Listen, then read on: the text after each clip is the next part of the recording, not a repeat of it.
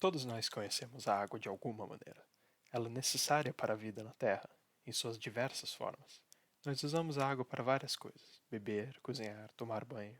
Mas para não causar problemas para a nossa saúde, usamos a água potável. Mas o que é a água potável? O que ela precisa ter ou não ter para poder nos dizer que ela é potável? E como esses conteúdos afetam a nós e a nossa saúde? A água potável é aquela que consideramos adequada para o consumo humano.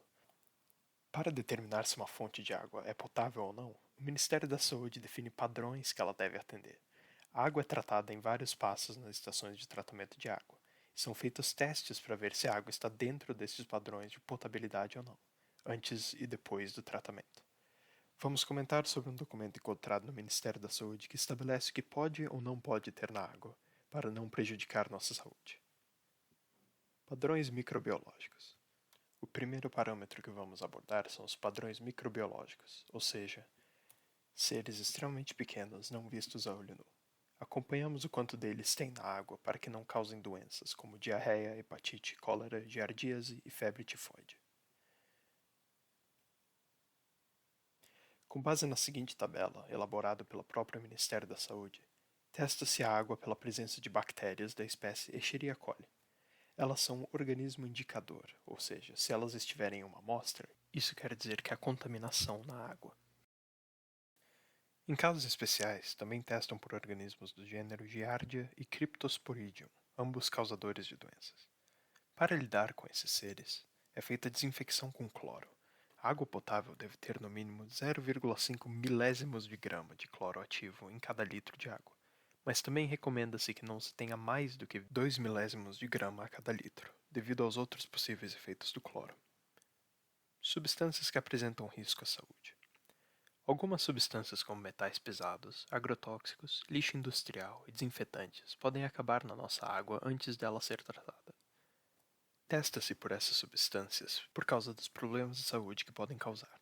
Por exemplo, o metal chumbo pode substituir o cálcio que está nos ossos, deixando-os fracos, porque o chumbo age como um falso cálcio no nosso corpo. Outro exemplo é o agrotóxico atrazina, o qual, quando entra no corpo, não sai mais, e acaba se acumulando nas partes do corpo onde temos gordura. Existem várias substâncias assim, e o Ministério da Saúde escolheu algumas importantes para acompanhar. Só podemos falar que a água é potável se a quantidade dessas substâncias for menor que um nível máximo permitido. Padrões sensoriais: gosto, cheiro, cor, transparência. Estas são características que usamos no nosso dia a dia para decidir o que comemos e bebemos ou não, e com a água não é diferente.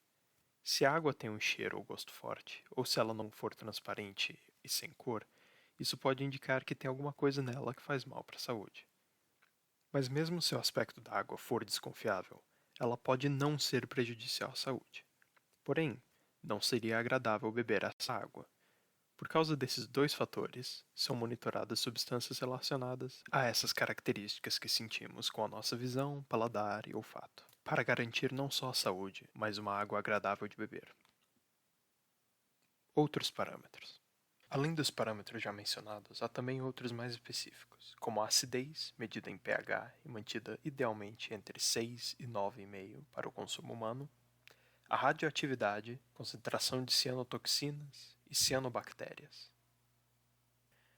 Agora que vemos o que de fato é água potável e vários de seus parâmetros, outra pergunta surge. O que devemos fazer para tratar a água e torná-la adequada para o consumo? Atualmente, existem diversas formas de tratar a água, desde as mais tecnológicas, como por exemplo a osmose reversa, as mais antigas, como o aquecimento. No entanto, iremos falar de como a grande maioria dela é tratada pelas próprias estações de tratamento.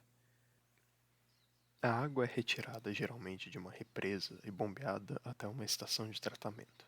Chegando lá, a primeira etapa é adicionar produtos químicos para que a sujeira se junte e formem flocos, que vão afundar. Isso se chama de floculação e decantação.